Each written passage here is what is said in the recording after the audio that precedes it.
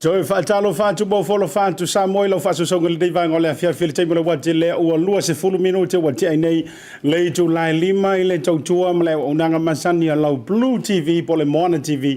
Ya me sole tanto por clame fanga solo Masani ole Tautai ya ema Asiata ele dei vai ngole aso for a fiafela so for right io o mai a foi le dei vai aso no limbo le masino november no afer se furu maritasi fa talo fa tu mo folo fa tu malo le tai malo le lava papale isio tanto what to know po ver lava le ta for gelope le te mau mai lo leo vai ia ma e si la sila mai mo mai le nei tai mo le fiafi fa talo fa mo folo fa tu Asiata mo oe ile nei vai ngole fiafia manto wini usile nei manta go fie le manto tawi au kilani se sulu manaia le la e le malosi e le asa foi ai manta go fie malangi le me uma ile lofa tau muli o lo tanto matai siri le langi e wila foi na ua longo mai wanu foi lunga le numero tanto cases po ilan to bolo wa fie ile fa ma yonti ya fa ma ile anga lo pipisi le lalo langi nei mai so manto i New Zealand se lau ono se fulu ma le tolu le nei aso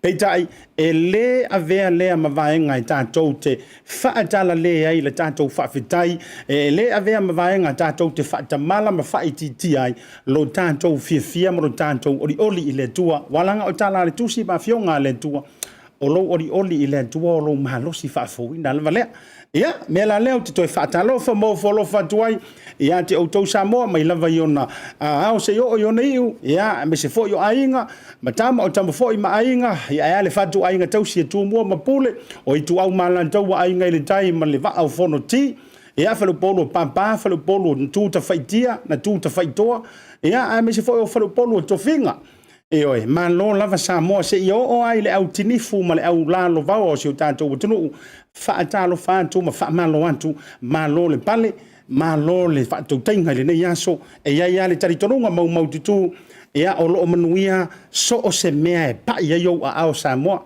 oi so se mea tu ai yo a o lo manuia ile lo fa malanga le lei le tua feo yo le tala le lei ia o lo to fa tuna paulia o lo tau whawhale le malu, ia o lo tau tala whaauto a wale ngā luenga tā la i lo tātou ma teisiri le langi, e le o taimi nei e mātou te talo a mātou te wha mo mia ai le tutu whaatasi o taimi nei a mātou aia tu lava i la tau wha malo si au mai. Ia o te i o whainga mea ia i taimi fo i lele o tau le manofo ma le mautonu ai ia me se le pepesi o le wha mai o lo o whiangai nei ma le lalolangi wha pēa si o tātou o tunu o New Zealand. Atalo whantu i Australia, so se stete, ai mai so Amerika, so se stete, Hawaii, Amerika, Samoa, ma so se tafa o le lalolangi, o loo e mafuta ma e maua mai eilo leo le taimile nei, o folo whantu o Asiata ma le proklame o le Tautai, ai mai se lava si o tātou watu no i Samoa, ma loa fua ai lau maua. Le nei aso mātango fie, ia, wo ma pāanga mai le tātou Tautai e mai se foi o le BLU TV, ia ele tautu sula ina o tau mamalu le le fiafi le fo wolo tau siva tau fai lungo le tanto proklame pe ona masani ai ia fa vitaila tau share fa vitaila tau like ma tau love e me se fo tau komeni fa tupu o tau fa soa fa tamali e fai le ma u e fa lanu ma ave wa fo ile tatu proklame ia male anga i luma pe tai ole aso for ile nei o fai va ese lo pepe tu langa o fai ngol tatu proklame wa ilo manatu ia ole se o tātou seu lava i le tūlanga o sātia ai le sā o si o tātou atunu ai mai se mātou i au ki lani nei ioi le ia nisi vaenga te tele o New Zealand ia ole u sa o loto lantou o mātou i au ki lani ia ma whaasolo i le loi waikato ia o matua ma fatia lava ia ma tātou mai New Zealand le venga whaifatasi manantou lea ua whaalao ai le prokalamia le tautai le ne fiafi sei au mai i lunga o le tātou upenga o tawhailangi nei mai si o wala so tainga i lunga o le Facebook ma le tātou YouTube channel wa le o tātou live fatasi le taimire nei wa o manantu sei a ami ia le fola o le pai sina o le ngā luenga le tua ioi a walanga i le toe nama le laina tūlanga fo i o lo iai fetongi ina whaasoi o tua oi o mau fina ngalo ma mau manantu ma le mau talitonunga e tu sai a o lea lava e simbo le fautuanga ma le lapata inga mai o tātou Taitaifono le malo e a fua mai fautuanga nai e popoto fo i tūlanga o suenga whaasai nisi ma le whaafo mai o te tawon tātou e whai o tātou tui ono le tele lava o mafuanga manatu lea o lea so toana i nei aso toana i rovea soanga fo nei o lea e tā pena antoai au kilani i le lantou vaenga i tā ua o le Meka Vax Meka Vax Pacific lono winga o se mantua i tuinga tele lava lea henta pena antua i lenga o Samoa a lea tu motu mo le Pacific te kauku leia ia maua le hiva 10% lea maua lona mawhaile o na matanga maia vanoa sa o loto loku malanga ma so o lava se vaenga e mawhai ona la avasi eisi o tātou watunu o Samoa e ele taritonunga na ona tātou me i ele whaalau i lo lea a foi mai whaafelo i lunga o le tātou proklame ia le sunga i le whaafengainga Rev Filemoni Tuigamala mai le kālesia e whakasā i Ranui sui o le tātou MVP po le Meka Vax le Pasifika e lenga te lea o lo la sānto o lua ia ma le fionga i le aloa lii ia Fepuleai semi ia le suita o le o i o le Taitaifono ia o le fola o Taitai o le Pasifika o le Taitaifono Samoa ia ele toi tau whailoina le entamali o le ampale mai ia sei mati langona mawhinga ngalo au wale whaamoe tele o le alo jai le antu Pasifika ai mesi o Samoa i le weekend o le vai asofou e amai ale tātou whaalawilo lea.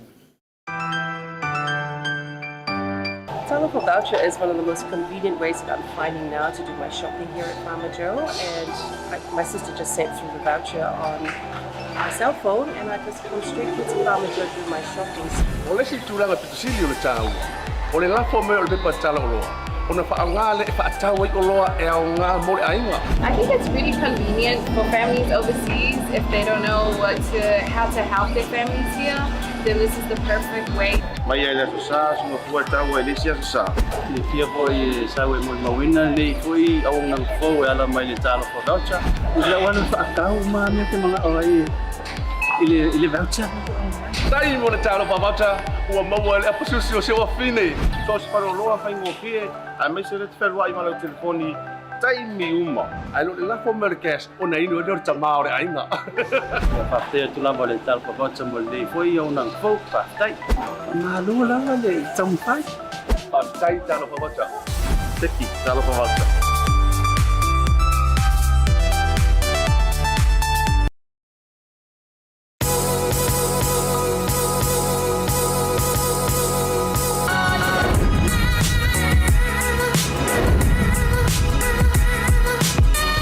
Tautua ma le au nanga le mot tau Samoa service station nei tona i matu. Ma tau te utuina lo ta vale ma le tele o nisi o matu au nanga i se ese.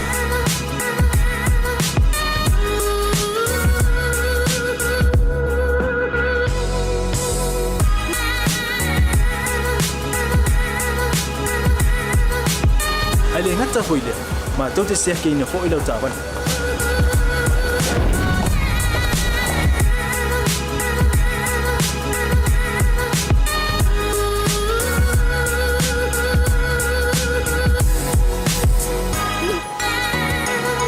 Siapa lah yang voice wow mau lau tapan.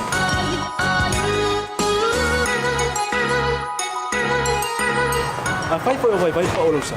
Awala te pon matu te siapa lah yang foi mau lau tapan.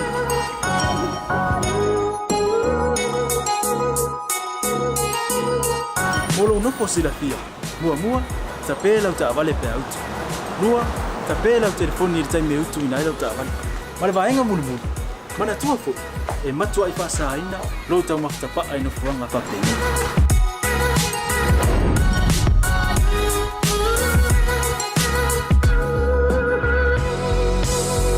Mota Samoa, ore mota mo Samoa. Mato te fia e au na pe mo o Samoa. Maftaile fia mai. We'll see you again. God bless.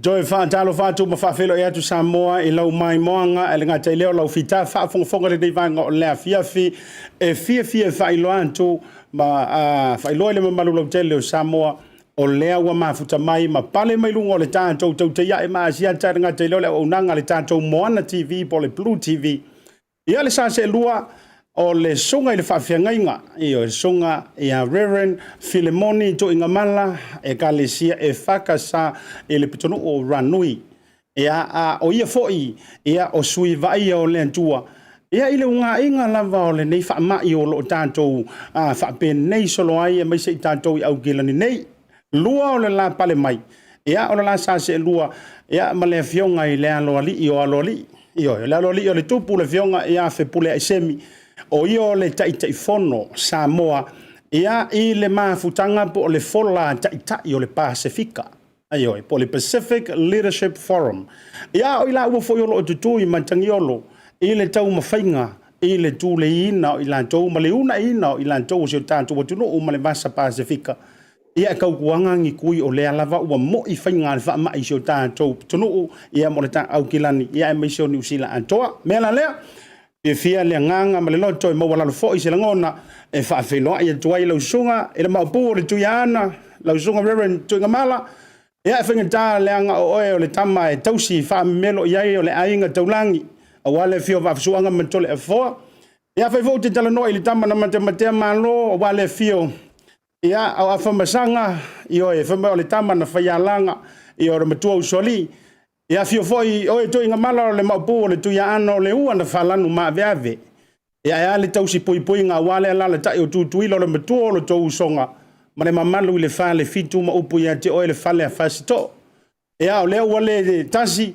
ia ua lua I whakamamatau tua ai e pei o le tala ia I manua ia o le whaua pale mai le sa folau ia e le toe tau sulaina le I e memea I le fionga I le aloalii ia o le fionga ia Fepuleai semi ele nganta o lona o penga o pili e tautau ia I le malai o le tāna mamanu a Samoa I tia whau I tausanga o mawai ia a o ia lava fo'i o le tamana ta o tolua ua le sasanga lo fa'i ma le fitoitoa ngā lafo ia antu mua mapule la o fionga i le aloli i Fepuleai semi tulona le fio fualau ma le ai ngali ia a fau te tala noa i le tala taua ia le anga i te tausi upu o le taitai o le taitu malo ia tulonga fo'i tu isalenga na pule ma taitai i le tatu i tu malo manatu ma malu maia le fama le oloni ulunga o le tautai e le nevanga o le fiafi. Alof Talai na ko whae mai malai. Oso whapegi e le whaingo fie. Yellow. Samoa foi le whaingo fie o so ngā mari ai se kas. Ali. E le whaingo fie foi ngā whasapini mai se kas. Mai leo kuwai kofo foi ai sesi. I le menga ma le angea o upu ka oko Samoa. Ali lava. A ora ngā maru maurunga upo o le kungu. E o ngā mangaku rorea e le paia maurunga wakama mo la ko ainga. A inga foi mo la ko kama. A ora ngafa foi o alori o so Samoa. A kai ngange foi ao ma papa o le boku kele sa la fai. O le boku sa idi malo. Ali. A ora maru foi a kumua ma pule. Kai ngange foi whanoporo kofi kupu o mari kokoro papa. O ia ngā mamalu ngā o Samoa. Ia, e le ma whai e upo a Fepuleai ma Tuigamala o ngā ngafa kauri mainga. Paua lea. Nā se meo la o ia isi kalawanga e le so vai ake la ko whaere mai balai. Kangaroa kusi oi. Nā ala mea ki whika ngalo ai. Ma ke whasoso ngiak. A le au ngā au kūra mao mai. Vai ake le papua kuia anga sunga le whawhiangainga. Inga ia whonga Samoa inga i koe kaimi o koe au numaga i le mai aso. O le wha moe i Mount Smart. Inga ia mawhai o ngā lava i kui o le kako kungu. Ai mai sei la koe le kuia. E o le whapai aku lea Asiata. Ia ua whamalo tanoa. Ia ua te tala fo i le taafi ma le tofa la ufionga i le alolii. Ia o le tama whaasau e tausi pui e le alantaua tu lona fo'i ia le malai o le mā. Ia o le malai na ola ai malo, ola ai papa. Ia manatu e le toi whaasilia se whaamatalanga. Ia o lea ua e malele tu sai o Samoa. Ia e me se fo le whaafonga anga manatu lea. Ia whaia lea mo tātou wala i malo. Ia a morisira fia fo'i e Samoa. Ia o le matanti a le fionga i le aloli i le fionga ia Fepuleai semi vai ane tu lo la sa se lua ma le sumai le sunga i le whawhiangainga ia Tuigamala. O le alava i le ikaka e se sile le koki ar ka maloa. O ia o le sui Fepuleai au pito i la i titi na ofi le pale mene o Samoa. I ona tausanga i na o le lua se fulu ma le wha. I le tausanga i tasi iwa valulua. Se ia mai a fo i le tautua i le tasi iwa valuvana. Eioi. Lua se fulu wha tausanga o le fionga i le aloli. Ai pelelo i lunga i le whaalau le ua iaia mo upu whai o malo. Ia au te loa te lea i lantou fo i o loo tama ma talavou le soifua i nei vaitau o le talutora fou. Ia ai le iase si wo o i le loloto o matanti a sa whaatu. Ia o mea ia e fia ai ma vivi i ia e le loto. Ia walanga o le upenga lava o pili e tautau o loo whangota pe i talaanga e le ngata o Samoa. Ia a ona upu whai o malo. Uio lea, ia. Malo lava o se fianga i lunga o se mātou tautua BLU TV. O lea ua maua so luan lau. Whaatalo whai lau sunga i le whawhianga inga. Ia leanga e lea mawhaiona mātou alo tua ngalu. E a whea i le pai sina o ngā ruenga lea tua. Ua mata o fia vaai. Ia ua silia la e foi ringa sangi la le leo lau sunga i le nei vaenga o le fiafi. Ia, Asiata. A loa ia tulava le anga whaaloalo pe on ta noa foi le fionga le aloli. A fonga foi Samoa le tātou porkalame. Ia, o le lava se nganga, wa ta lofa atu le anga whaaloalo. E la uftarega e vai malai mo lutu ainga Samoa le oi. A le wha iai tu mua. Ia, ma lofa afitai mo le avanoa ua. Ma ua le fiafi wha iloa i foi le vaenga ta ua le tātou. Wa moe wa, se fua manui ona i tātou tangata wha alo Samoa le wha fonga. Ia malo whaafetai. O le a o mua i le fionga i le alo li i wa te loa. Ia o le mua au leo lo lua sa se e lua i le nei vaenga o le a fiafi. Ia se i ona wha mailo mai.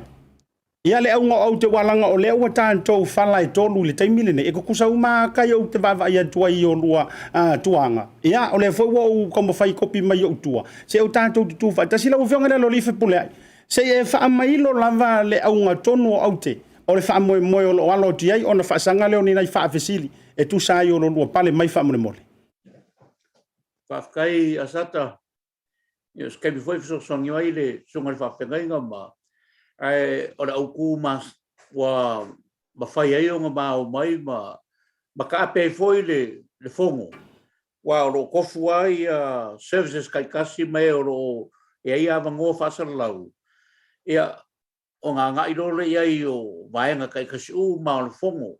Ma uala o whapiko mai lawa le mei Asiaka. O le mai la ma wha ai laku inga ia mawhai o ngā sanga wha mau kuinga. Le manaku a koa man mangaku su e malo Samoa. I ka ko kui kele le la whai le vai asufou. A to sfuru lua, sfuru koru. Ma sfuru wha. No inga asfalaile, askongai, asusa. Ma ora kui la lea. Ora kui la lea ka ora kui ala Pasifika au. Lea wa fiai a kumu o iwa ora Pasifika. Mai e ka ia pe lalo foi o le pila wha. Le Pacific Leadership Forum. Lea i whai ei la kui rei Mount Smart. E o Mount Smart o e ro umai ka ko umai e au kelangi. E o se malai keli. E le se malai le kiki. Longo minga de wha moe moe la leo o le pila wha. E le se kamai wha moe moe. O makoa kau whai umalawa. E nga ia langa uma kamai maa e le langa. A ko mapai o rasa mau i nga mwhainga langa i runga. E nga ia kau whai krofi umawai roaka rasa moe. E au kaimi lea. Wa sanga kongu mea nga i ere ko whaare kuhu. Ai maise le moe a ko mua mapule. E peira ora wala uria aku la. E lea koe kau whai kungisi mau kala wa kore fo ngei vai aso ma ko fongo. Ai whako fonga ka ko kuhu. E a koe kasi la vai aso le rumungai. Longo winga a whaila e makau mai e le kuhu. O ai e oro i airo la ko marmanama i e le kuia. Whaamora moli. Whai aku i airo ko walofa. I au mai le aso lea. A ko mai ro kasi le kui. Rongo winga o mo mia umala. Kangakanga e whaarua la ko kui le kui lea. Ea o se kau kalakalaku lea so sangi mai foi le sunga le whawhengainga. Malo whaafitai lau whionga i lea lo li, o lea ua malama i urungaru Samoa lau whaafongafonga anga, ia o tūlanga o lo pepesi ai le whaama. Ia se o me ia tū le sunga le whaafengainga. O e le nāma le laina e moni lau saunoanga lau whionga i lea lo li. Ua le whakasia ino ni porokalama o lo tau mawhai e alanga lava le tūlanga i le tui, ma whautua malapata, i le ngata fo o le whainga malo press conference o lo whai e aso uma. Ia a o whaalau i loa atu moto le Pasifika, mai se lava si o tātou watunu. Ai wo manatu le nei fiafi. Se yo officially sa wa masu itonu le manta o le niu i le susuma o lo sunga fa afenga. A fuantu i la uiata mai a su enga na wa ulava ia mai tau watu. E peye tau lilifa le ilan tau o lo tau fa tau ana ngata i le tulanga fa kerisiano. I tali tonunga fa kerisiano ia ma tangata lava ia. Whamana bole lau sunga le whawhengai. E iei se vaenga whaonga whakerisiano wa lo tau la mua o tau sunga i whawhengai. E iei se vaenga whakerisiano e ono whaafefefefe ai tātou e tatauna aua ne i whaia le tui. I vaenga nei, e iei si o whapea mai tūlanga fo i lele o le whailonga o le manufeai, o taimi wa mumuta, ia e sui ai o tātou totu sei vaiane le whaafonga le atu. Manisi au mautu whaale tala le lei whamone mole lau sunga le whaafengai. Tai Asiata mole whaafisili. A whonga fo Samoa. E mata lua la ma e au e mawhaina mo moli le atunu. E ona e whaafisili le si tūta ua lava lea. Ai o lea o tali muli atu le vaianga le Asiata. Malia. Ona whaupopo a in saunoanga le aloli I ma le tamamatu. O le tui lea whaia. Ua iai tape nanga le Itupa Samoa lava ia au mai ai o tātou tangata le tui. Whāteita inga o saunia pasi. Lea ua fesoasoani mai le alo foi o Samoa ia tavu I o ane. Malia. Auckland Transport. Wha pasi ua maua mai ai. Ia ma o lo wa iai la route ne mana o mia foi ona sila fia I tātou atunu. Ia ino fuanga o lo saudesi route I tai South Auckland. Papakura takanini o rewa manukau ma otara. E o lesi route piki mai ai ma ngele papatoe o tau Penrose ma o le hanga ma le tu a tole na. E o lesi route le sau I le Central, GI, Pamiua, Ellerslie, Palmoro, Sandringham, Mount Rushmore, ia ma le tu a tole na.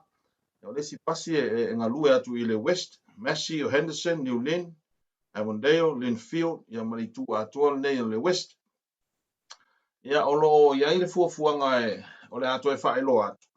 A lo nau ia le vaenga le nei a foi. Mana ia pe a piki mai town center se le whaingofia. E watu ala le pasi piki mai tātou. E o I tonu le stadium le whai etu. E le tu li oso I whafu. Lo saunga le move I tonu pasi. O uman saunga mai tavui. Ia o umana vai lama vaenga mo le saunga le mu o le pesi o le whamai tonu pasi. Ia mai alu atu ale pasi alu tonu whai le tui. Ia ole ai foi nai whamanu yanga ole a maua pe lava o tūlanga masani ai. Ia maua mai nai whamanu yanga. Ia toi liu mai pasi toi momoli o tau I o tau no fuanga. Olo iai foi super shadows. Olo hafisofani mai foi leisi tamari o Grand. Ia mleisi alo Samoa I ngoi a Lily Thompson. Ia olo iai shadows whabitoa. A e fina ngalo e piki mai lava le papo o tau ai. Ia ole ale ata pena ole ato e whaelo atu I se aso le 0800 number. En fai ona e vili mai ai. Ia ona watu leo vansi e piki mai ao e lo mauta. Ia saunga le muia. E watu a fo alu tonu. Ia ona. Fai fo leo le tui matoi momoli il fali. E le maua se pensini. Ia o tulanga ma o unanga na o lo iai. O lo o mofo anta pena tātou stages. E tolu ia stage o umanta pena. E tai tolu atu nu le stage. Ia o le main stage. E iai sa moina. Ia matoi e lau matu valu. Ia le a whaia fo ini whaafia fianga I tātou states ma mea umalama whapena. Ia o whanga solo lava le tui. Olo na winga. Ia ele iwal por kalame o le asu. A nau ta inga lava. Ia ina ia o una I mea tātou tangata. Ua Asiata ua tātou polonga. Malia. O leva na tātou polonga le mea. A whailo le a reach le iwa super sene o lo whai mai ele malo. Ia na tātou maua leo se kirisi pasi manuia. O wha maunga ia na au mai. Fast food wafe fitu se lau tolu sfulu iwa tangata Pasifika. E te tau ona fully vaccinated. O update ia na au mai le mātou whono na po. Ina ia reach ai le iwa sfulu pasene. Tolu se fulu wafe ma le sfulu tolu tangata o umana whai ia tui e lua. Rona winga, toi se fulu wafe fitu se lau lua ono. Ia tangata e tau ona whai a tui. A le take le whai le tui le ne. Ia o le se fulu wafe le take. Rona winga la. Afa pe o se events pito mawa ele nei Asiata. Atanga I mai ele side tu ma o male. Yo ele lori. Ya o ta o le MVP ona winga. E fa umi o le Mecca Vax Pacific. Ya o le Safer Together. Ona winga. O se event nu tai me mo ne o fa se event fa pe. O mai fa ta si mai lama fa na o Pacifica ato. E o mai tu leile tātou tui. Ia o le mea fau lea ua whanau mai le nei, whamai Asiata. Ia ma le tere lava o nisi mea o ngā. Ia o nai whalau I loa na ele tasi foi se tui. Lea foi e whea ngai a nisi tama whanau tātou, tā alonga ma nisi whai whe au ma. O lo ia o tātou whaalapu tonga o a onga. Ia o le tau mwhainga lava o nei wha moe moe. O le nganga lava foi le tasi ua mātou whalau I loa mai nei tui tele al Pasifika. Ia o le nganga lava ina ia na langa I lunga le tātou. Taimi nea o lai sili fiti. E fua fiti tu lua tonga. Ia e tu tolu tātou Samoa. Samoa ele masani se tu tolu po se tu lua. Tātou lava ia o lea tunu e sa ili malo. Ala u foi mele o fesili Asiata. Ono le tātou taimi. Malia. E lua tu ai ngā whai launga. E mwhai ona e whafufonga I Asiata I tu aso whapenei. Na la mete mo li mau fa masino foi la o fio. O le fai la unga foi le tupu lo se me fa pe nei pe o se mala. Mani fa fita au di te tele onga le olanga. Sa fai roi lalo. Tusi le la unga. Ma matalon fai valo anga. Ai lo mai mata au sili o tus pa ia se me o lo fa ali e so na ta mai so na poto. O fai la unga mo na. O fai la unga lo na lua. Tu la ilo ni onga fa pe nei uma fatia tangata. Tu lo ilunga. Fai lo nganu ngana bia. Ali. Pa masino mai lava la o fionga ma Samoa. O feo fai la unga ia na e te vai ia. Pea foi o fai la unga ia na e te pa fonga ia. Ona fai ale o lo fai unga. Ele ai se fai ngata o me o tu lai mai asiata. Ele ai se ngole tu ile mai tu fa ngata ho ta tu Samoa fa na o lo fai tu fa ngata. Ele ai se ngole tu ile mai tu fa ngata se lo o lo pa fa pe o la ya lu fo mai ni. Ali. Ele ai se ngole tu ile mai pe tole e te tau mafaina pe ati ngalo. O le tongo fitinga. O le tongo fitinga. O le mele tu la ilalang. O le fa ma. E mana o mia tongo fitinga. O le me mo sa tatou puno no lu mo le tua matangi ai mo se fa malolonga. Ali. Le wa mai fa ali li tali. O ta pena mai tu pui. A le o falling mai. O to e tu ma to e te. Ia il fa malolonga le tu. Asiata o le o langa nei. Ali. Wa tofu le tangata ola malana me alofa mai le tu. Ali. Le mafai ona atoa ni me alofa i se tangata sto tas. Le mafuanga.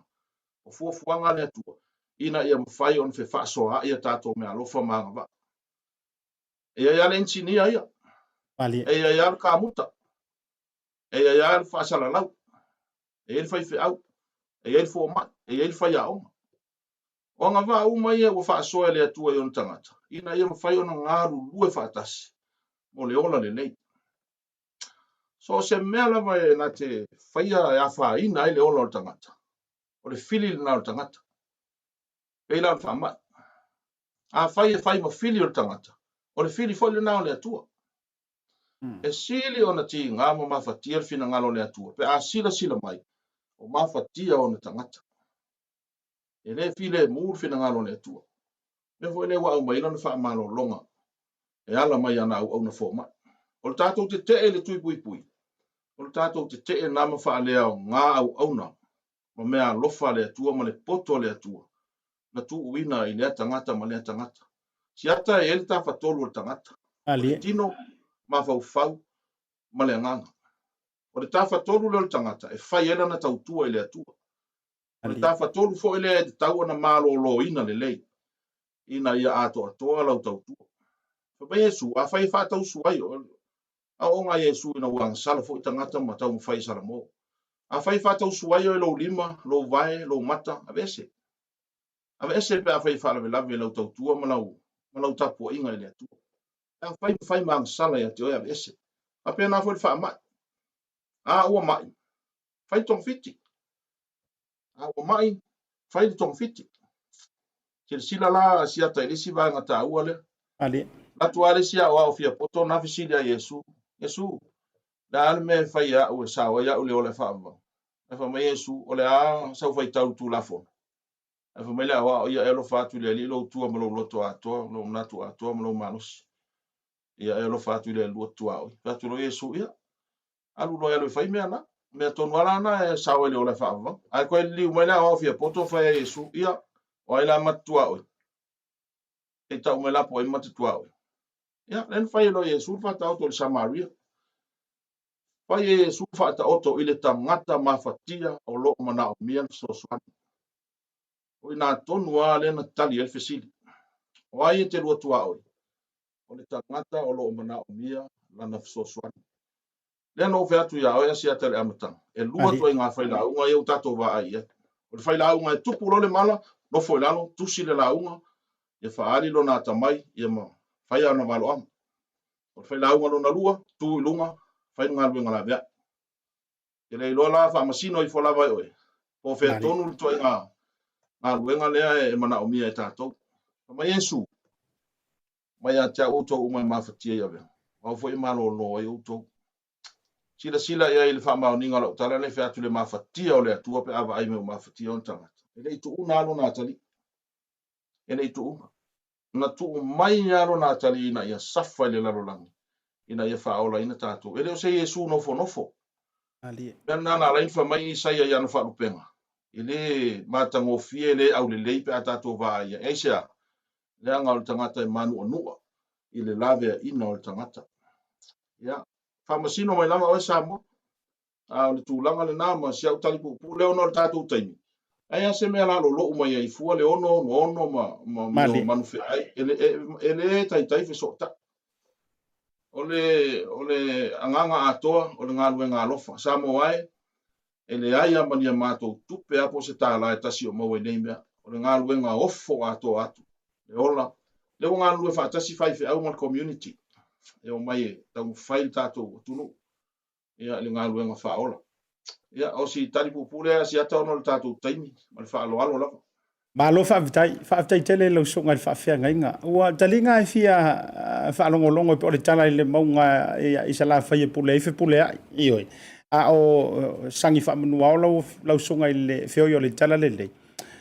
Matango fia lau whaasoa. Na o lau si vala leo te toi whaafesili e tuai i lau songa me se foi o le se la whionga i le aloli. Ai mo i la toula ia e musua i e o e tui. Le whapea mai ia ilo la taulo to whaitalia ma o iai ni whaamaonianga po ni proof o ila ia e le mamai pe a afia i le whaama. Ia walanga leo wa tātou wa ai umala i whaamaonianga ma proof o ila tau wa umatui. Ia ai afia i le whaama. E le o kulanga onga le tau te vai e ia se me o lilo i moni mau ia peifo o ta ua le fionga ia tuala ia mesfonisio i lantou na tai mo nei e ngale ako i manage isolations fo ie mo vai aso toe malosi fa fowina le tino awa ia ni proof fo ile le fa maunga e le ise si o tangata ia afi le mo musu e kui e le o tinga ina pe ama mai i le tau wa maftanga lo songa fa fenga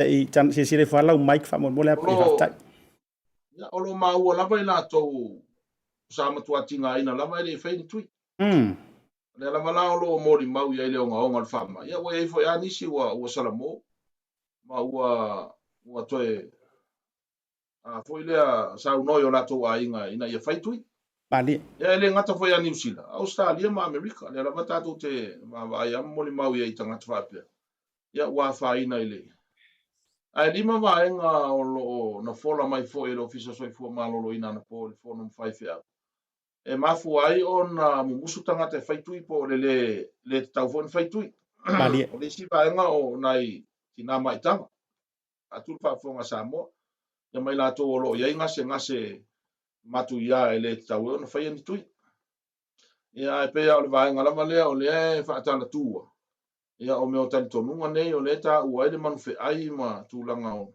whaatuatuanga nei whale kalesi. Ia le la pe o na amatu isi sosoan. Nā ma tō lava maule amatu. Ia, tūla i mai Samoa. Saunga le mū lava le tui tele le Pasifika. Ia, o le a saunia le numero mwhai o na vili mai ai. Ia, o le a iei whaafianga ma nai whaamanuianga ma mea uma. Ia, Asiata o le si tūta uana. O le o langa le nei. Se e ma se ava no e te alofa I lo tua o ima e whaatino I put into practice le love your neighbor. Bali Se ana maua. Paua leo le ama no e maua I pe atu tupu pupu ngaonga. O le wha mai lau tūla I mai. O se opportunity le wa o mai a tātou. Put into practice le mea le love your neighbor. O le mea ngana le tupunga mai wha mai ne. Wa tau te le no nofo ate wa tupu le mea whapea. Ya le o mai a to Samoa ma Pasifika o mai lango ma fa tino le lofa tua o ma le lofa o tato tangata ma to te le mana na o tia I o Samoa tato te o fa tasi o le tato te lau fanua ese a popo nga tia tangata Samoa e fasili ma tato atunu a fe I tai o Samoa fe matai fe o I fai fe au fe lupe fa le Samoa o kilani ma New Zealand ya me o le fai ese nga yo ya le na Samoa e mafu ai ona mato o mai o le tonu o mato toto le ona le fa community tato mai ai Samoa to so I fu mata to wola Ya, Malo. Asiata. Alo fa tai lo fionga Fepuleai. Ua le tasi, ua le lua, ua antulasi, lo fa tai muanga I so o lava se tau mawhainga mo re community Samoa. A mata mai lava I Samoa. Le nei wa o mai New Zealand nei. Ia, ele nama le laina wa matua masili anga I aile se unga I lo soifua. Peitai.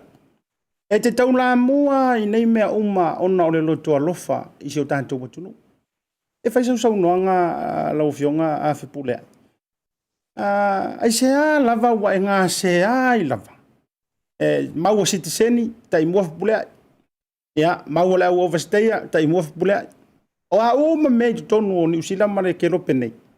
Le fa ua o le tui o le Pasifika a toa meisio Samoa. Le a lava e te ai filofilo. Le a sofina ngalo lau fionga. Afkai Asiaka. Whafonga ka poi mai al ka kungu.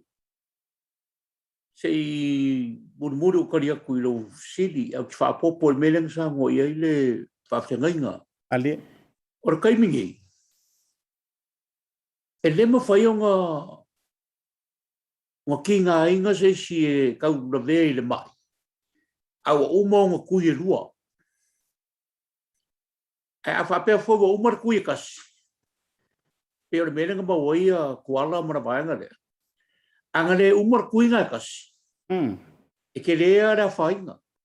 Malie. Ai karuai o ngā umar kui kasi. Ora vaenga la le I whaia masa kui o lae. E kau fori ma kau whaku. Ma kau whangofu. Pe kui, pe le kui. Ora kai me pa I ele whama. Ora kwa ki ngā inga la kui ngā ngā. Ali. Ale foi ele mamau que le ku siro ba puara nga foi mera ka mori mau ma ku fongo ma kalkala mai longa musu e kui ma kwa musu ai kui ai go o mai la ma ia falo ngo kuro e vevela e mai nga mori mau saua ma fai ro lang fanga o la ko ai nga oi kui mo uman mele sa ma foi que le kui pai mengel fama e se ale ku nga fama I ka la ko we o la ver fama Ali. ele fai ngofie o umor fama e sawa mai vai kau douru vai ka umor kingo o le afu ele peise afu ele maruru ele vevela a eser ku nga afu le o le ku nga mafakia la nga le ala inga kalkarango aku sia ka ko fongo ngai ale Pasifika le ko pasa boa ole e uma le pa ia mar babalu ra o fai ngā ruenga le kua e a ko foi ma a inga ma ka pa au ka ko kungu e mar babalu ya ko bua ma pule ma a ka gangi foi faro por kofi e ole mela le ka foi a kwasia e le fai ngo fi foi mai lau fisi ai xare me le unga como fai e aí le upu foi le masangel kuspai e a poskolo uma e pero feka uma e fa pegar se mga a fa ingo wora mai a winga mai le kua e o nga I le ku e ona nga Ali. e le mfai ana ka foi so se me la me fai le ku e mfai ngo e me city ai mai se me magui ai le ku ka le ku le asiaka Malo fa fetai ia ona o le tanto taimi I sia fa tala noanga e foto mai a ole ala va le tasio sole nei wa fa pa fala uma fa tala noanga na tu e fo ma minista mai la to Samoa ai wa umana tu e pe no lo fina ngalo ma le to fa ile nei aso se o mai e fa mua le atata le o le tu le to a o te pa ile atata o fa mua le lofa ia Samoa ai me se la wongo sfuma to tato kise sile aso le nei a o le matua manino mai mamapu o le tele lava o ilan tau nei o a fianga o ilan tau ele I whaia ni tui pui ia a manatu lea ia lau sunga le whawhia inga pe iei se isi vai liu e te fia sau noa iai ma sau toi whaataro sanga muli ia ona whaamatafi mai le fionga I le alo li ona o le molo mangu molo o fia tala noa pea me se le tō whaate tala ia lau whapea atu koe maua mai se rua vanoa mo au I le aso ngafua o le vai aso fau ioi le o toi vala aulia tu va alo lo sa se lua ia la tu waini si ofisila ngai kela ofisili e fifa ya ai la fa pa fala mo le songa fu va ya sfo ia ai la sunga fa mai sau nanga ona fa mata file le fionga ile loli imaro fa lo lava Afitai Asiata. Ia, o nei lava wha moe o lo host po tau la mua Pacific Leadership Forum, pe lava ona sila fia. Aso sful tolu sful whao November Mount Smart, o le nei wha moe o lo main providers o lo ngā lulu South Seas. Ia, o le fionga ia tuala, o lo lango fo ia le Pacific Family Health Group. Ia, le fionga ia ngalu mole mana mai whanga lo ngā seri. Ia, o lo sponsor fo le nei wha moe le Auckland City Council. O le Auckland Unlimited Event Organizers, ia, pe o tama mātutua ia o le stadium o Maukilani. Ia wha pe foi le Mount Smart Stadium o Warriors Players ma tātou au foi le a le Moana Pasifika. Ia, o lo lango le nei wha moe, ia, me se foi le fionga ia Sir Michael Jones, ia mana lātou foi bae, ia lo tu mai foi le tau au e lango malosi, ia me se foi le Ministry of Health. Ia, o sponsors ia o le tātou wha moe pera mana whai atu Samoa e tūlanga ese lama le aso lea. E le Itupa mua le mea neo leo mai whaatasi le Pasifika. Mai o le a wha awau e peo na ngā lulu e whaatasi le Pasifika. Ia e so se wha moe lama. Ia o le nei lama nganga atua. Ia o mai e whai e tātou tui. E saunga le mū lama le tui. Le ai ase me wha popolei nai. Foi na saunia e fo mai ia. Fuanga uma lama mo le saunga le mū. Ia me se fo nai wha manuianga i whai o na maua i le aso. Ia o le mea sili la von tāua. Ia tātou maua se kimisi masi fia. Ia o tātou sao loto. Ia whaina ia tātou fia manai o tātou ainga. Ia Samoa. Ia o le whi au mori le nā. Ia lango mai tātou wha moe. Ia ina ia mawe ona. Tātou sao loto. Ia mea mawalunga lama. Ia maua se vi inga o le atua. Ia pe a whai e ola malolo ina, masoifua malolo ina o tātou tangata. Ia manuia la o fionga Asiata. ai Ia foi por kalame, manuia Samoa whaafonga, a fitai. ia la o fionga le loli te tala mai le tofa ta ui ai le tanto fa tala noanga ia ona fa fala le wala songa fu o mo la o fionga Whafkai lau ko whaare wai malai. Whafonga ka poa i o lo po whala ka po inga la tunu. Sa moe o yo inga ka o pa ia mo mamanu. E le mo whai e sesi.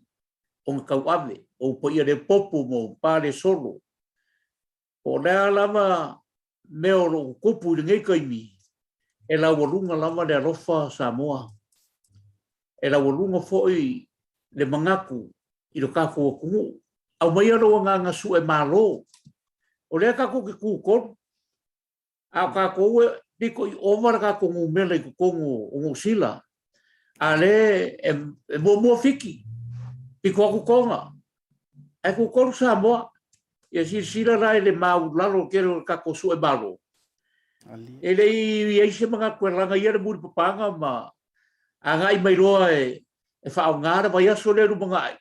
Se i sila le Pasifika mangu sila i le loko kasi o Samoa. Sa i le kala ngō whai le mako fongo. E le si mele masa ni kasi e Samoa. E o olo le kaimi e a whai ngai se Samoa, ala kumangi Samoa, e kia ia wa ai ngā whakasi. ali E pese a mea kau whamelave o mea kau wisa mea, nāle me le mwhainga mai le nganganga. I kai miringi. O leo ku whakasi Samoa, leo whaile misa. Ia me ke le mga kua e sau mo e mai lau moko rapoa ngā kau whalala e. Kai mi umo. Au mai ko kongo ka ko fusuanga kele le la whai.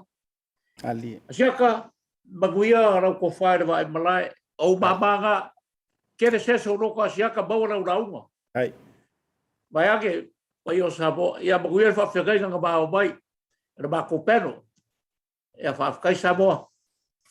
ia fa avtai tele fa ia lo leo mafonga tau moli o le mantou pulenga le fionga ngā fatasi ia fuimono ia mai se foi o le Moana TV ia ma le proklame o le Tautai ia ma Asiata mo moli e tuai le ngā fa avtai tele lau sunga le whawhiangai ngā taulangi e oi o le tala le lei ia ua whai lava lo fonga tau moli ia mai se foi o au whaataitainga ia ua moni a o ngā luenga le tua ele o le tele o upu a o tino le upu o lau sunga ua pine ai le sau noanga i le nei so ia a mai se le fionga i le aloli whaafitai au whaamanuianga, whaafitai le tō whaa sa.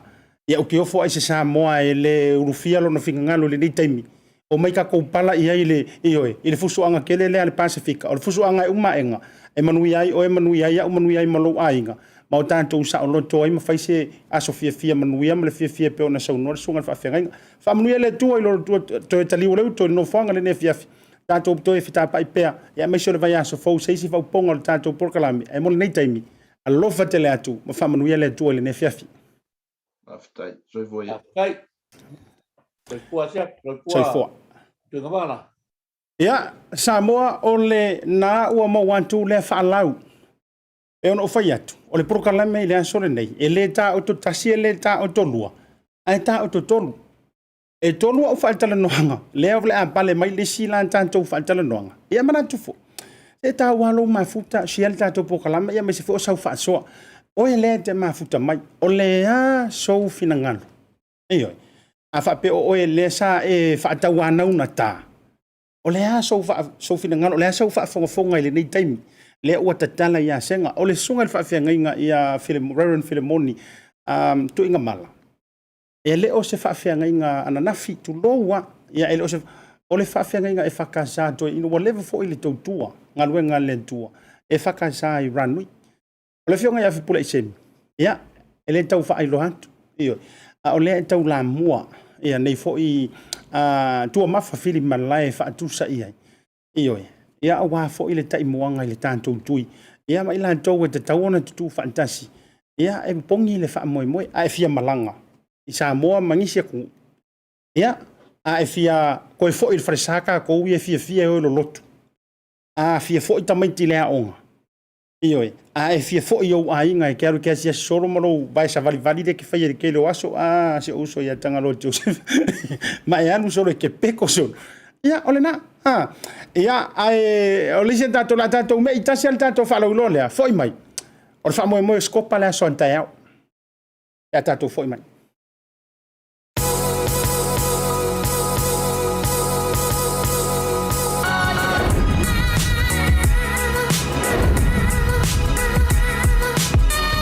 Tau tua ma le au nanga le maut tau Samoa service station nei tōna i matu. Ma tau te utuina lo ta avale, ma le tele o nisi o matu au nanga i se ese.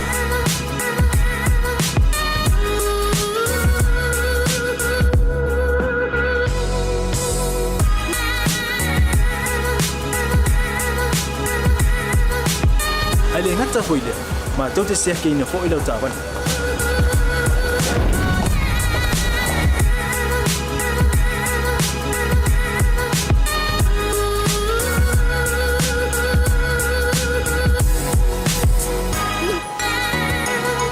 Siapa lah yang voice wow, mau lau tapan.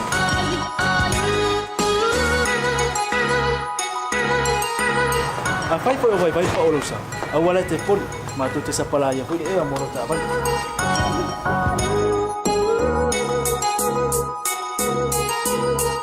Molo no posila fia. Mua, tapela lau tavan le pe out. Lua, tapela lau telefoni tai me utu ina lau tavan. Mala vaenga mulu. Mana tua fo. E matua i whasa aina, lo tau makitapa ai no fuanga whapeni.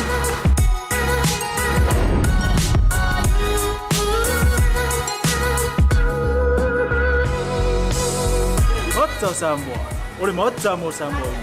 Mato te fia e au na pia mo oi Samoa. Maftaile fia mai, we'll see you again. God bless.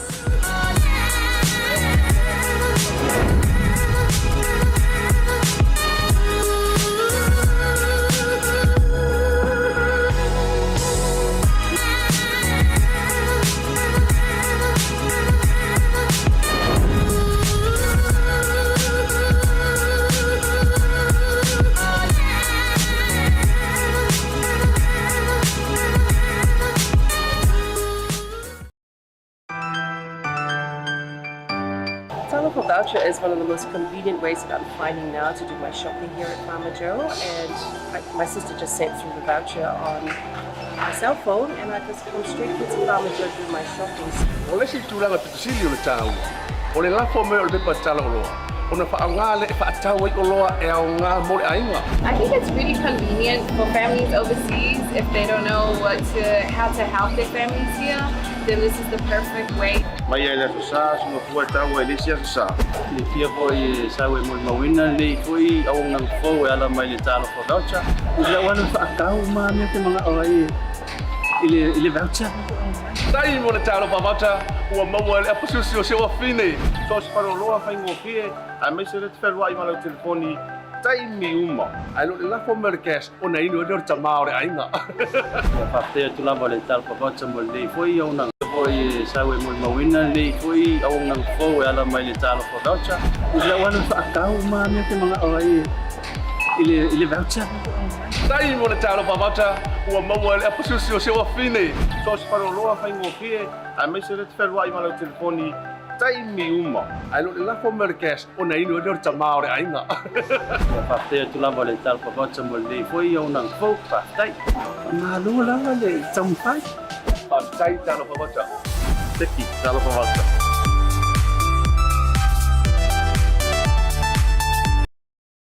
So fa talo fatu Samoa I lau fa fonga le vai ngole fiafi yo e taimo le wanti le ua se furu mo fa minuto te nei le tu la e ono ia mananto le ale faina le tu langa le tantu te mi mansani ona ole avela fa mua ia ilanto lo pale mai o wale fa lau loina io o matua I tanto vai ma lima uma ia le tu langa le tu ia fa fe se la o ko lu tanto cases le ni yaso male no no yo ilanto lo mo tanga se ngase ma tu langa e onga foi ona o le whaamai o Leaupepe sinei. Ia, o lea ua mawatu le sifola.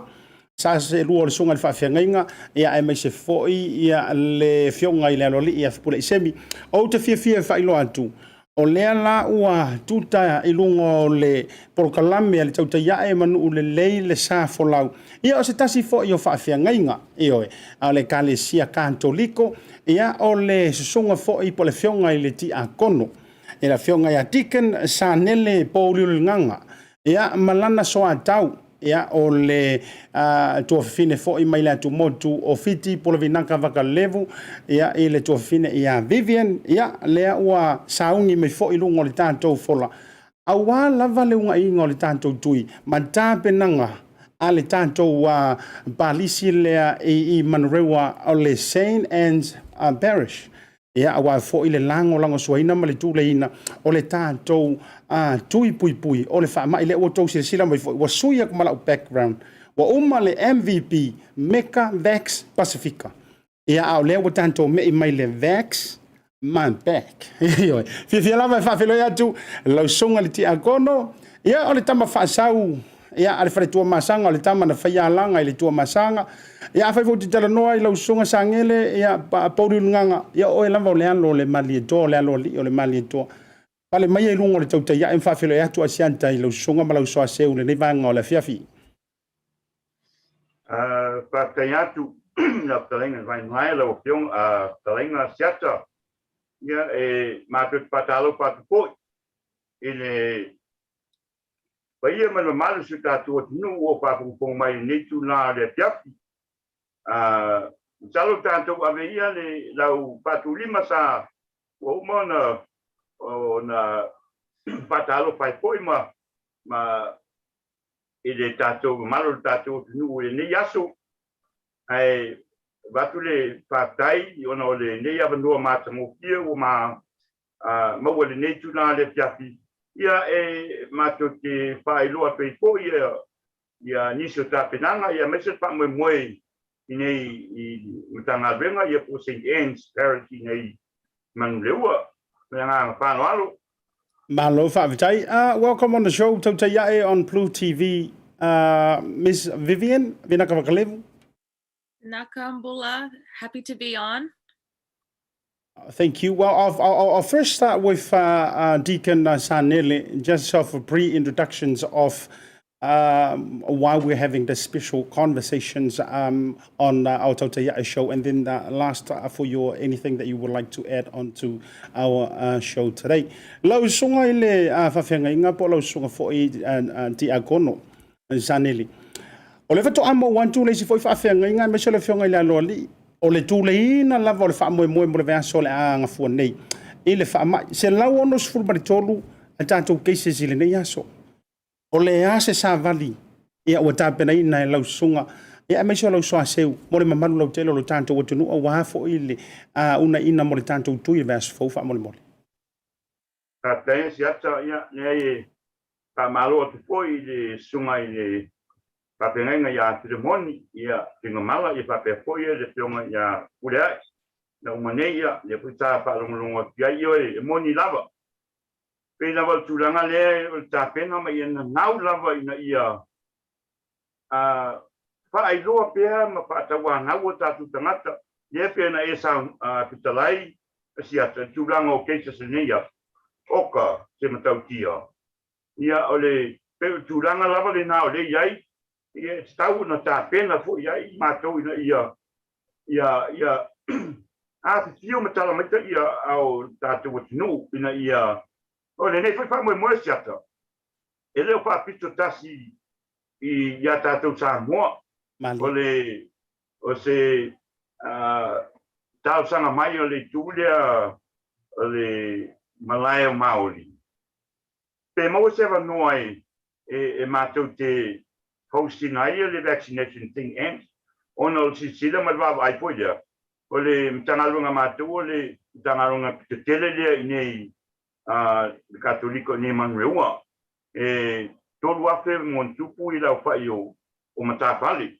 Pe tulanga le na o lau fai inga na se tala stau fuafua ia. E ono skulua pasene lau fai o tangata Pasifika.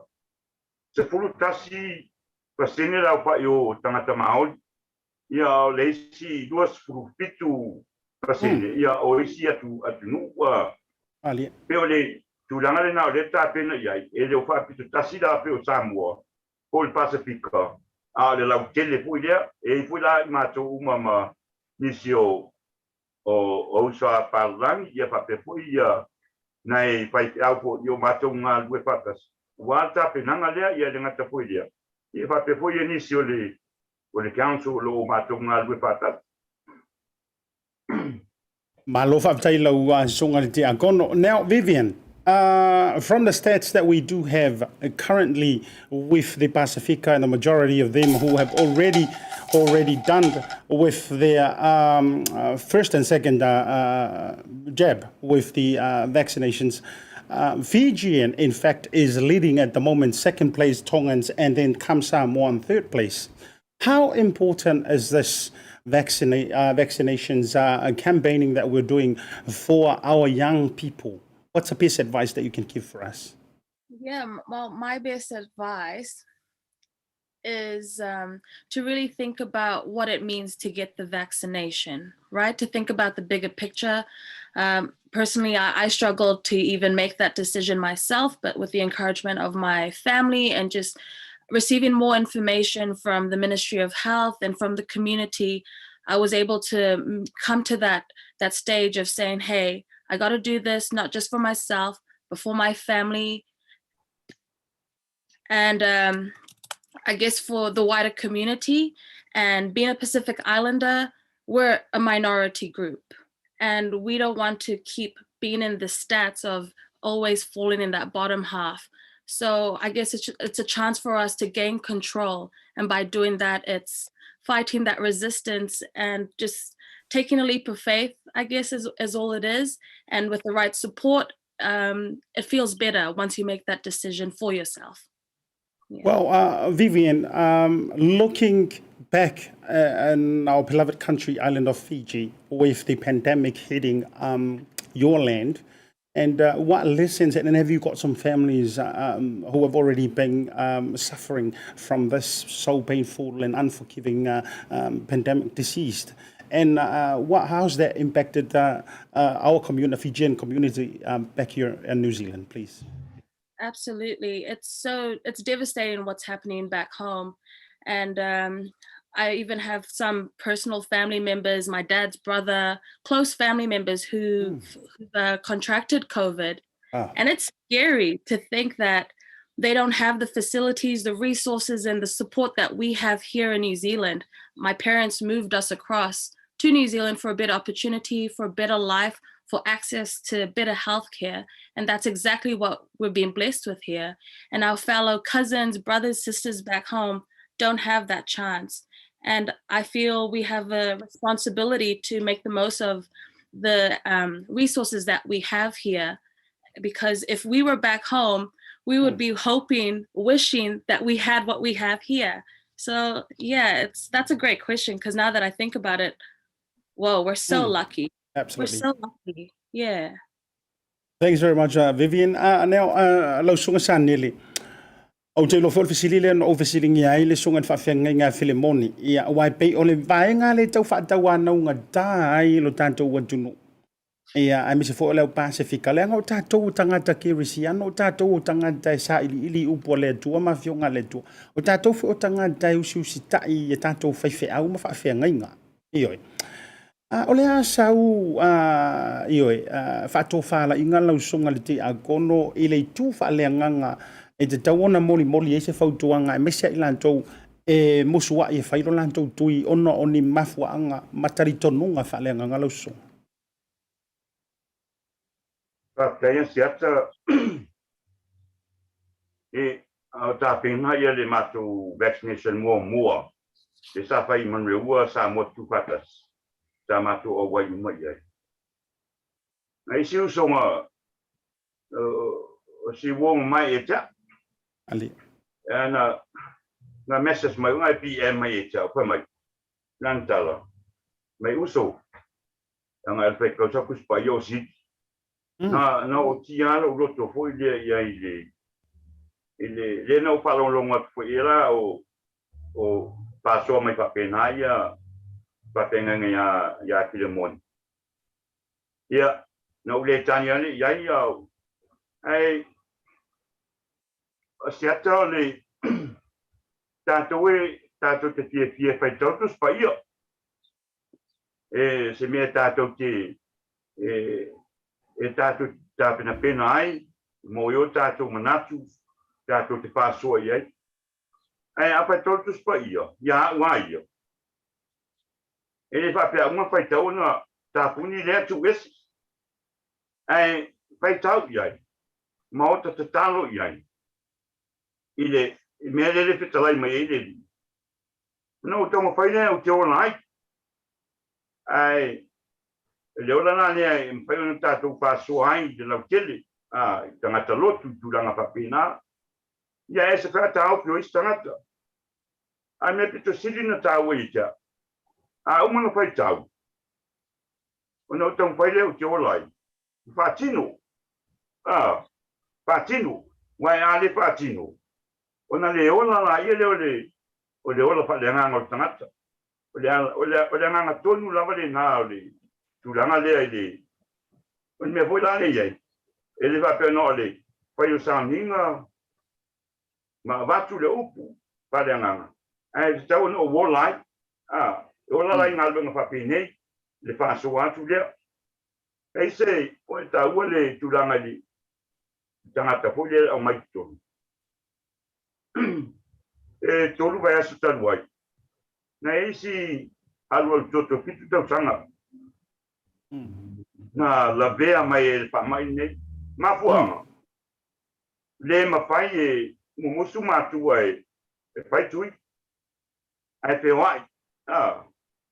Well, atu la wa infected mai me lai pe o po ia tu le pale o inala le na mapua ina na tu esa la mo o le nga o le taulongolongo pela le na o le pai pea patino el terminate manu o mo le ava no tu esa la mo muria ia wale mpai no tu e pai ia se fu wanga ma se ta pena nga ye mena nga fa lo ya Malo whaavitai, te manatu tu peto e tasi tau whaafisili leo na whamaelo li tātou dala noanga o no le tūlanga li tātou taimi. Vivian, I'll come to you. This will probably be my last questions, and then you can add on to wrap up with this question.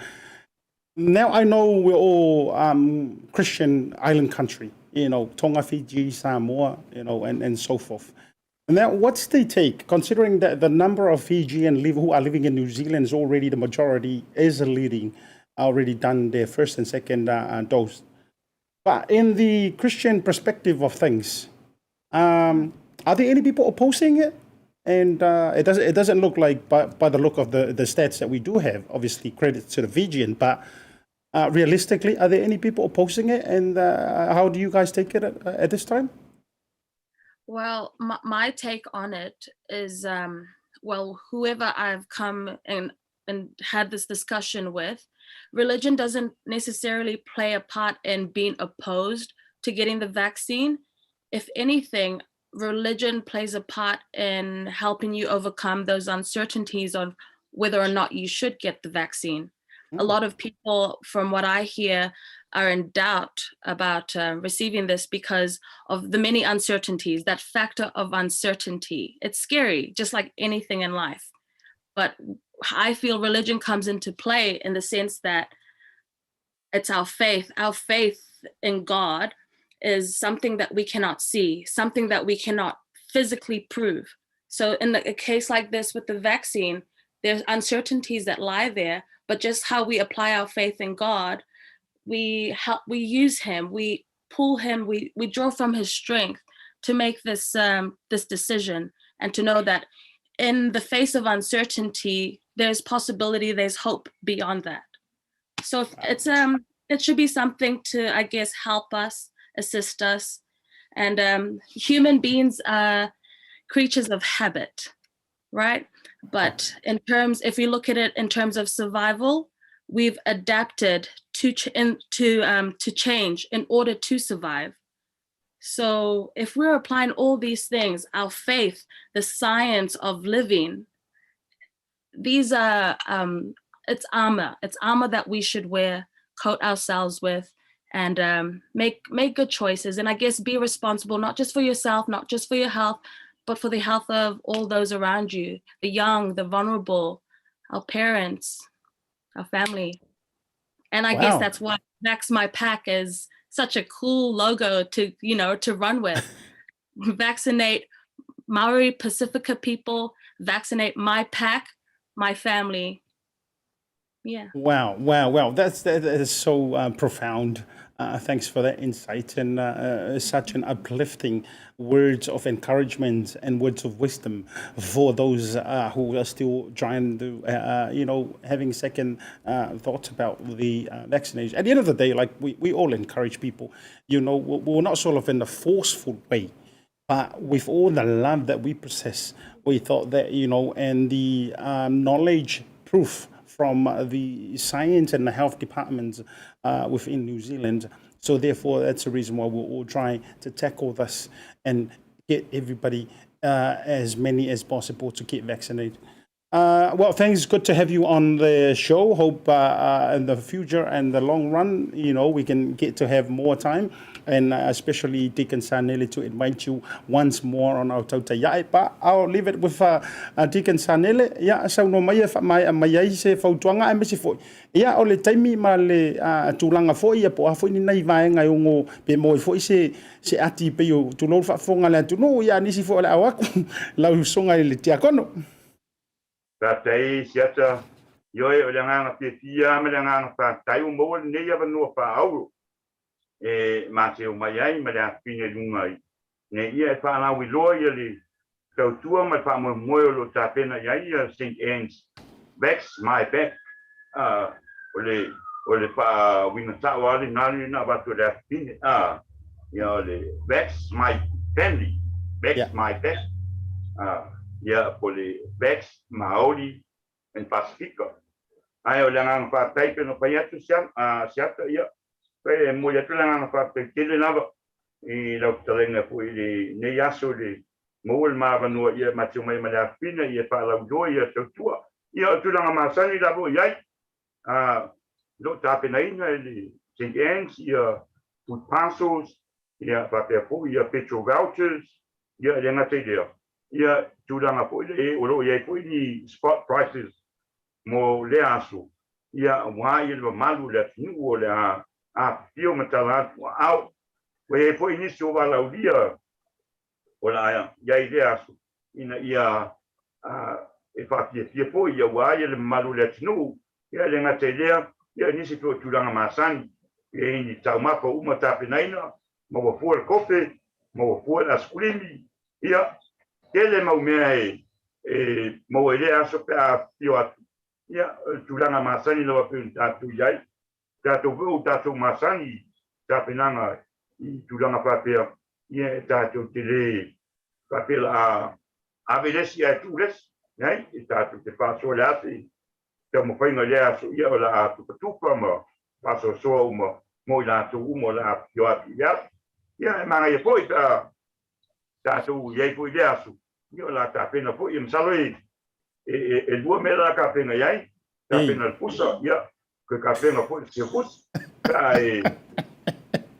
tala au mai aso Asiata mo le pela nga patai ma tu talo família le tua pa pololo sei pua ma wa pea ili ai tu patala ia tu ia wa ia li ongi nau tu pe solo fu wa vai papu tu no ainga ia me se foi kalisia pa malo tu tua ia ia ngata polia ia pa pe pola o nanga talo pea ia tu no ese tem mo ia mo so matua no ia Lene tem ia pa tai tele ia pamanyanga foi mo sutatu nu mese nia tu tatu yai yona Taitai pamanyanga le tua ia me tele tatu ke ma lo fa tailo so ngal tia kono nga tailo lo so antau le molia to lo fa ngol fionga molia nga tele sera malia tu tama bo le fionga le tama ita JP ia au te lo pole to au Parish le ia male fitalenga fo I le po fito le fale mali to le fitalenga e to la sunu ka wa iro kan ko ngol po malo sia le au to fito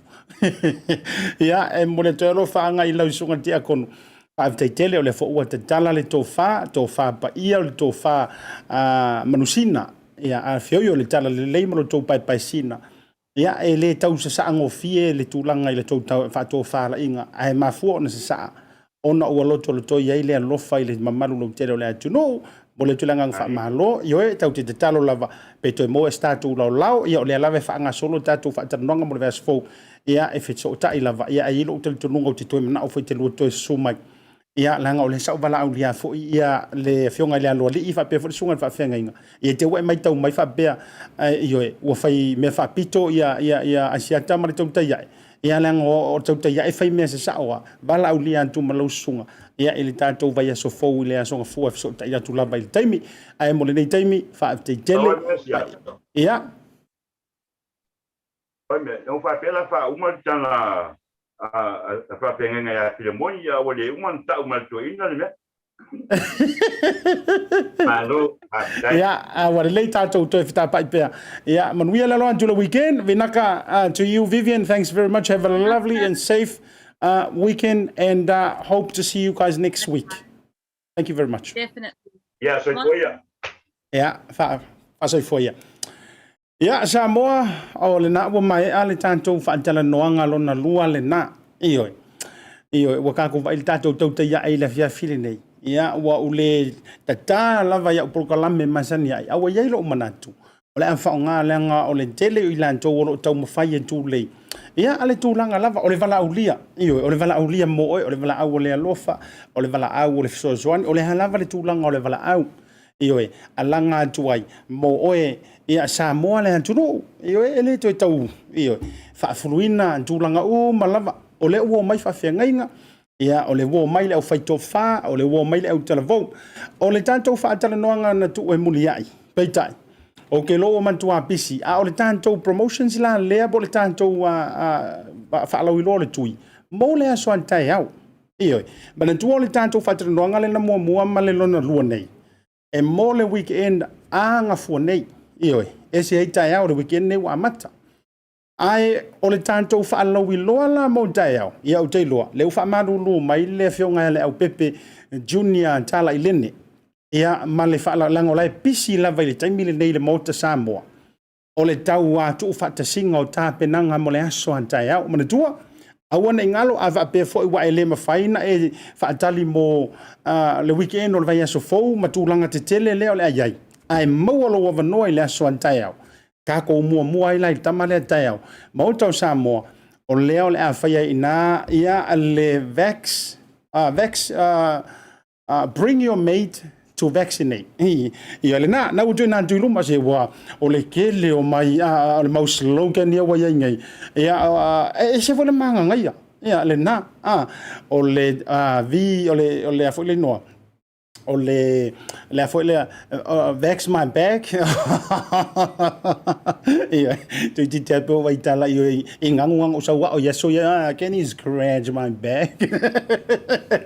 Ia le na ia o le fo la o le so lan tai au SCOPA tama mantaina tuai o le kolisi o Samoa. Ia fa pe e fa fo mai o ele tama mantaina tuai o le kolisi o Samoa e te le o anu lava i to me o fai le to sosi o le sifi o le fai o so kui. O lea e tau la mua le tau a onga tama matene tuai le anso antai au na oi luma i le tātou screen ia le tātou whailoa mo le anso antai au no foanga mautau Samoa. O re kamala le e te fio antu pakalo sa ia ona e angale i totonu o la u whaatu langa mai ma whaafengofi o le amanto iei foi e iei le o nanga le tātou BLU TV le anso antai au tu ina sa watu ai foi e tātou whaasala launga amantai le iwa i le tai au se ia pa ia i le lima i le afiafi mana tua o leo ki kau whaalongolongo e iei ma o la awa sau wai ar Christmas e iei Santa Claus i le anso antai au o leo o tau whaitala atu o kau maua fo i mumunga veve ali sia waengalana o le sia i Santa Claus le anso antai au i nai le mauto Samoa ia e te fio mai lava pakalo sa ia ai musika ai lantou le afa fia ia o ke pole fo kanka o male ia i taimi le manga lulue o tanganta ua negative ua mai au fo yo lantou tui ia o fo la ke fefe o ele fa so kuia le wali yo Joseph ia o chef ele mamau le lo ia o ke ro persona tennis wo mo felo kui yo me Joana ia au te lo e ia tanto failonga tu fatu fai fo ina ia tanto failonga ia tu lango tau mafa o le ai musika au wala ke pole le ki re sa wo kango kui e ia sai vanga nga fo ia wa request fa to mai e mana o ia Asiata sa o failo tui ia ona utatalo le se fo ma yo le ai Maya le Joseph so kuia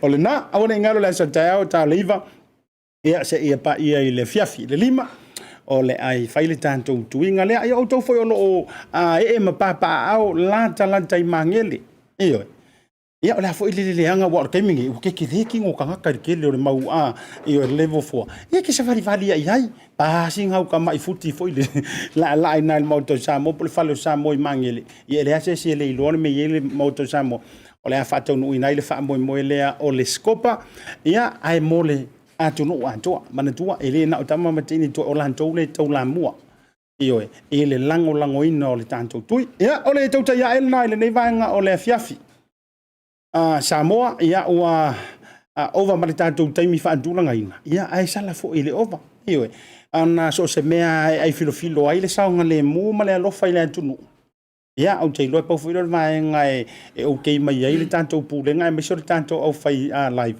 ia papa avelo ai tu langa le tanto proclame o le ase ngana ile ia so Samoa ia ua taulu fo i leu tu ilo finangalo ua mama italoa i lau whaafonga anga.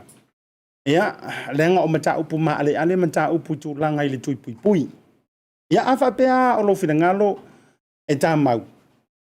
O le prokalame ia e na ona longo pui ali i le pa ia ma le mamanu. O e te vaai le lau amanu ai tanga i le whaamulio atu. I ke fua umai fua le ai e kongia whafua se i mau befa pe.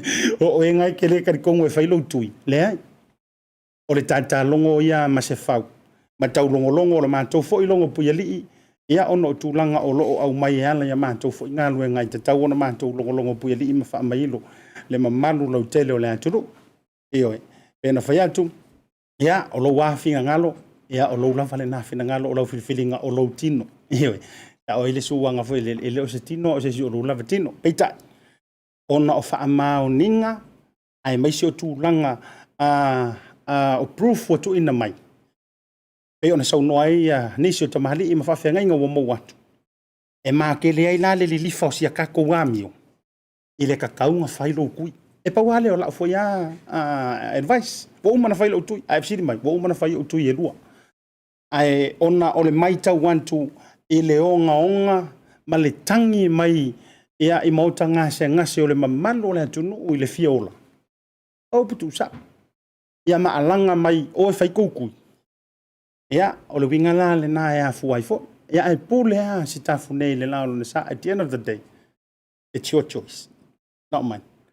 Ia, whamangalo le lamanga wa le tauta mali, whamangalo le proklami. Tātou toi whitapai, i le vai asu fau, aso ngafua. Manu i tele le roto Samoa i le nei weekend. Ia malu tia i a au faola. Ia o le safety ia le mea mua.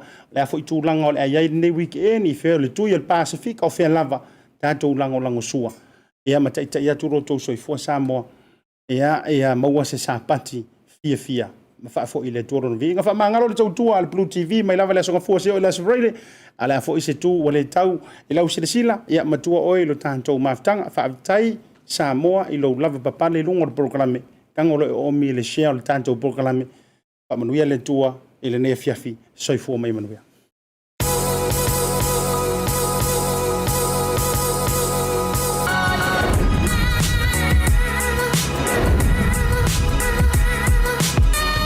Tau tua ma le au nanga le maut tau Samoa Service Station nei tōna i matu. Ma tau te utuina lo ta vale, ma le tele o nisi o matu au nanga i se ese.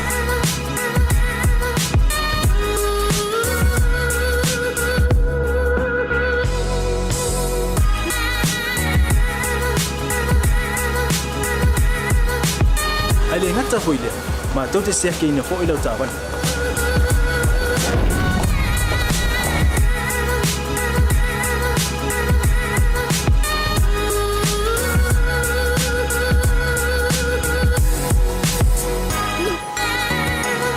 Siapa lah yang voice wow, mola ucapan.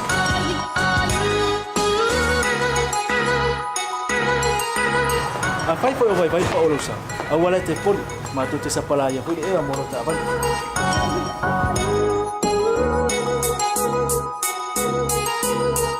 Mola no posila fia, mua, tapela ucapan le peaut.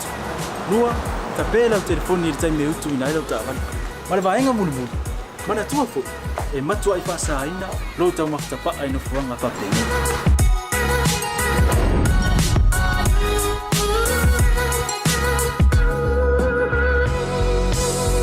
Mata Samoa, ole mata mo Samoa.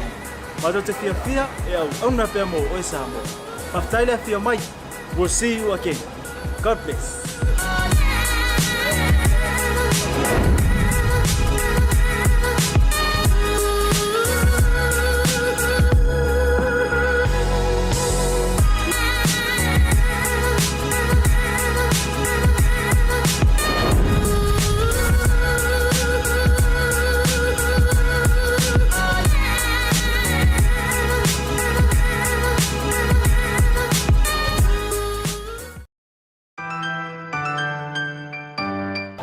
Voucher is one of the most convenient ways that I'm finding now to do my shopping here at Farmer Joe, and my sister just sent through the voucher on my cell phone, and I just come straight to Farmer Joe to do my shopping. Ole si tūlanga pitusili o le tāua. Ole lafo me o le pepa tala o loa. Ona whaangale e whaatau o loa e au ngā mo le ainga. I think it's really convenient for families overseas if they don't know how to help their families here. Then this is the perfect way. Mai ai le sa sunga fua tau e lisia sa. Le fia foi sawe mo mawina le foi au nang fo e ala mai le talo fo voucher. Ila wana whaakau ma me te mga oai ile voucher. Tai mo le talo fo voucher ua maua le apususi o se wa fine. So se paro loa whaingo fie a me se le te whelua I mana o telefoni tai mi uma. Ai lo le lafo merkes o na inu e lor tamao le ainga. Whaftea tu lava le talo fo voucher mo le foi au nang fo whaftai. Ma lua lava le tampai. Taitaifono, talo fo voucher. Teki, talo fo voucher.